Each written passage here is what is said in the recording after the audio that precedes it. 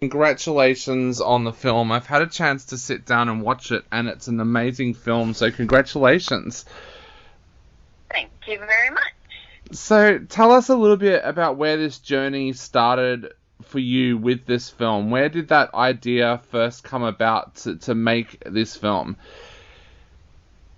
Well, the idea was not from me, actually. It was Matthew Metcalf, who is the producer, and he has been on this film for over 9 years, trying to make it, and so I came on last, to be honest.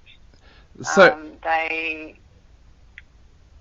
he had gone up to Pangaru, where the film, where the Kupa whānau are from, and two of her surviving children, Hinarangi and Joseph, live up there, and they're both in their 80s now. So 9 years ago, they would have been in their 70s. But so that he just talked to them and wanted sort of their permission and support to make a film about their mother. And several hoops later, and discussions and consent and bringing people on and people dropping off and what have you, and ended up with James Napier Robertson and myself. And for me, it was the same thing. So when they asked me to come on, I went up to Pangaru to talk to the Cooper family and asked them if they would support me to make the film about their mother and grandmother, and they did, me and James, and they were happy with that, and so off we went. What was that like for you? That was 2 years ago. Yeah. What was that like for you, going and meeting with the family? Well, my background's doco, so that's what we do. It's nothing. There's nothing new for me to get these consents and permissions before I do anything, because it's what we do. It's what we have to do.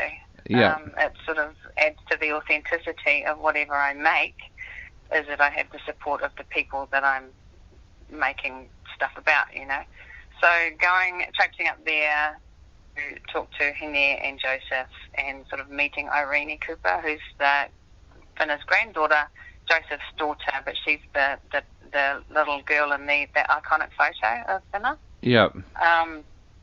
So she's here at the moment with me in Sydney, and she'll be speaking with me. And so it was fine. It was what I do anyway, and I love people, especially our older people. I love sort of sitting down and talking to them, and they were happy for me and James to tell the story of their mum. So yeah. And did you know much about their mother's story beforehand, or were you coming into this with a completely fresh set of eyes? No, I'm ashamed to say I did not know very much about Dame Whina Cooper. All I knew about was the photo that everybody knows. So it's one of those images that everybody knows, but not very many people know where it's from. And so I'm one of those people, and I also knew about the Land March. James wasn't even born, and I was like 3 or something, so, we didn't know. I knew about the Land March, but not about the Land March, if you get what I mean. Yeah, I didn't know what it was for. I just knew a whole lot of people walked a really long way and ended up in Parliament, and that's what I knew. So then I did the deep dive into the research and talking to people that knew her and knew of her and her family members.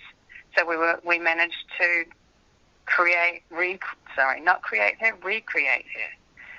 for this film. And of course that research was shared to the actors and the actresses. Everybody sort of had access to everything that we found, which was, again, it's just how I do things. It's just how I do things. It makes for better. Yeah. Sorry, it's such an important story to be told. I found myself, when I was watching the film, feeling really, really emotional. And how was that for you, discovering the story? Like you said, it wasn't a story that you knew all that well. So what was that like for you when you were discovering different aspects of the story? Well, yeah, you're right, and I'm interested to know why you found it emotional, because I don't know David Griffiths. I don't know anything about you, and I don't know where you come from or how you were brought up, but I'm keen to know how the film touched you, and then I'll tell you how emotional we got telling the story. I think it... Okay, you tell me too. Yeah, I think it affected me because I've only just in the last few years found out about my own family history. I had no idea that my great-grandmother came to Australia as a refugee because her tribe, she was part of the gypsy movement in Europe, and during World War II they become persecuted and were being executed. I had absolutely no idea about that side of my family. I also didn't know that my father's side of the family came from indigenous tribes in Scandinavia. It was always something that was not talked about in our family because I found out that my grandmother in particular was embarrassed about her background. So I found watching the story and knowing that my great-grandmother would have gone through a similar journey where she was fighting for the land of her family and being persecuted for it. I think that's what affected me the most, because it's only just been the last couple of years when I've realized how sad it was that my grandmother felt that she couldn't talk about that side of herself, and that she kept it hidden and basically pretended that she was white. It was probably the only way to put it. So yeah, it made me realize what my grandmother and my great-grandmother would have gone through. And doesn't that just hurt your heart? Oh, like, yeah. You know, it just, and I just think that's beautiful that you just shared that, because look, we've got two completely different cultures, but the same indigenous sort of attachment to land and people, right? And it's just that the whole shame that people are made to feel that we miss out now at this end, not when it's been shoved under the carpet, or the shame attached to being indigenous, and just the struggle of being sort of emancipated, if that's the right word. Yeah, just it really hurts your heart. And I love the fact that you watch it and you saw your grandmother. Like, where would you see your grandmother represented like this ever? Yep. And the struggles, and the fact that they are women as well, you know, because we had younger Whina, so we had her love story. So, but just the fight just to be seen, be heard, just exist. Yep. You know, and then the time that we're living now, we are looking backwards to see where we come from. We do want to know the struggles that my parents, my dad's Māori and my mum's Irish. Yep. So, you know, and looking into my grandmother was an orphan. Yep. And just, so it hurts my heart, but what it does is it makes us realize how freaking awesome and staunch our people are, and what really amazing stuff we come from. And that's what I think Whina is going to open people's eyes up to our past, and what our old people and what our ancestors had to go through just to live, just to be. Yep. And so that's what for me. I was ashamed that I didn't know about her, but now I do know her. I totally want everybody to know about her. Yeah. And she's somebody that we can hold up against, and then look at our own parents and grandparents and great-grandparents and the struggles that they had to go through to make sure that we actually got here, that we're here. Yeah. And I think also it's a film that will make people proud of their heritage. Like I mentioned before, my grandmother was actually ashamed to admit that she was a Romney Gypsy when she came to Australia. And likewise, one of my colleagues was telling me just recently that he only just discovered that his father was part Koori. And when I said to him, how did you only just discover that? He said, well, Dad never talked about it. He didn't ever mention it when he was at school or anything like that. He kept it completely hidden, and basically never told his family, and it's like, it is such a shame that people have to feel ashamed to admit to their own family heritage. It really upsets me. And good on you for wanting and caring enough to look into your past. And then, speaking about your grandmother and speaking about your ancestors like that, because their shame is not their shame. Their existence is a celebration for us. Yeah. Romney gypsies are cool. Yeah. It's the fact that we're different but the same is cool. Yeah. I love all of those historic dramas that are coming out, but from the perspective of us, from the perspective of people who have been ashamed about who they happen to be born to, or who they are, or any Indigenous anything, or any underdog anywhere. I love the fact that it's becoming the norm to talk about who we are. Exactly. Now, watching the film as well, I was absolutely blown away by the performances. How important was that for you to find the right cast to tell this story? Well, yeah, that was a long. No one could have done older Whina other than Whina Owen. Yep. Like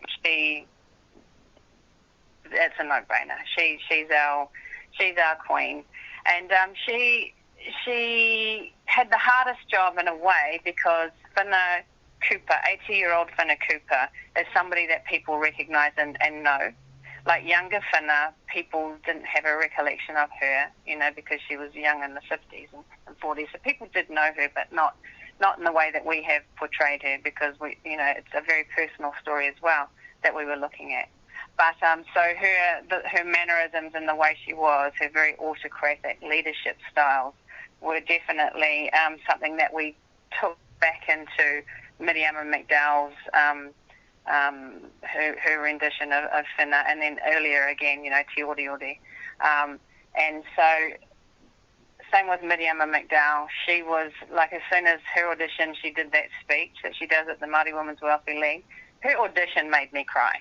So, I mean, it's like, yeah, okay, that's Whina. And those women all did their research and their homework, and they lived and breathed Whina for a long time. Vinnie Bennett who plays William Cooper, who he's not only going to have a whole lot of, because he's always also in Fast and Furious. Yep. Number, I don't know, 714. I don't know which one, but one of them. And he's got his little fan base there. Was probably a big fan base, but now he's going to have even a bigger one, because he just captured William's kindness and his gentleness and his complete love for his wife and his children. He's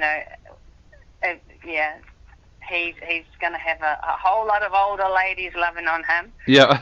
as well, because he was so good. And all of the cast, actually. All of the cast just was so good, and we were completely blown away by what they brought to the table. Yeah. Because, we write these characters on paper, and these characters are real. So Apira Ngata is one of our most recognised Māori politicians and celebrated Māori politicians from back in the day. And Matu Ngaropo, who's also in The Lion King here, just as soon as he walked in as well, like, okay, he's got what we need for Apirana, because he's another role that was really hard, that we had to get it right, otherwise everything would have fallen down. But I think everyone held their own and completely encapsulated their characters. And we were just, us too, we think the performances are awesome. Yeah. And Paula, what has it meant to you to be able to bring this film across and have it at the Sydney Film Festival? What has that meant to you, being able to show this film in another country to people that will be going on that same journey as what you went through when you first found out about Whina's story? Well, what you said about, feeling your heart hurt for your grandmother and your people. That's what it means to me to bring this over, because, I mean, she's the story's about a Māori woman, for a start. Not very many people know about Māori other than the haka, who sort of, against the odds, did the things that she did. And, I mean, we've got grandmothers, mothers. It's a love story. It's a relief for me, because for me, this is the beginning of being able to share some of our most iconic Māori leaders. Yeah. We have no films about, we have no biopics, and somebody probably say yes, there's one, but not that I know of, that are of this magnitude, and by that I mean like making a film about them that will go around the world. We don't have any, and we've had so many amazing Māori leaders. And it's just really cool that the first one that we make is about an 80-year-old woman. Yeah. Which sort of flies in the face of everything that's supposed to be, successful and what will sell in the box office and all of that. And we're just getting such good feedback and such good things coming back to us, and like the story that you just told about how it relates to you, a young man. I don't know whether you're young. I don't know anything about you, but you're here in Sydney, and the film affected you.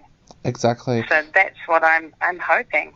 Definitely. And the great news too is that the film is being opened up to the wider Australian community, because it's being released in cinemas in a couple of weeks as well. What do you hope that people take away from the film when they go to watch it anywhere around Australia? I hope that they have an understanding. I hope that they might... it's about knowledge, right? Yeah. So if you don't know, you don't know. But I think that the struggle for Indigenous people here, and actually Indigenous people everywhere, like your Romney grandma. Yeah. That's what we're just showing people, what people all around the world are having to go through just to exist. And from a little country, New Zealand, we punch big, and that's what I'm hoping, that people will relate to Whina in whatever way they can, whether it's them, like what you said again, whether it's your the history, land rights, grandmother, love, whatever. I just want people to relate to Whina and understand that we have some phenomenal Māori leaders, and the fight for land rights is still going on. I think that's what affected a bunch of people, is like we've got the scene where she's door knocking and people in the cities, in the slums in Auckland. We still have those, and that's upsetting. Definitely. So I know that a lot of people will watch Whina's film, and I know that people have come back and talked to me about what they got from the film, and a lot of people are saying, what am I doing? Here's this woman that did this and achieved this. What am I doing for other people? Definitely. So that's also a quite cool for people to sort of question their place in the world as to how are we making the world a better place as individuals. So that's pretty cool. Yeah. Well, Paula, I just want to thank you so much for taking the time to come on our show today. It's been an honour having you on the show, and thank you again for making... Thank you so much. Not a problem, and thank you so much for making such an important film as well.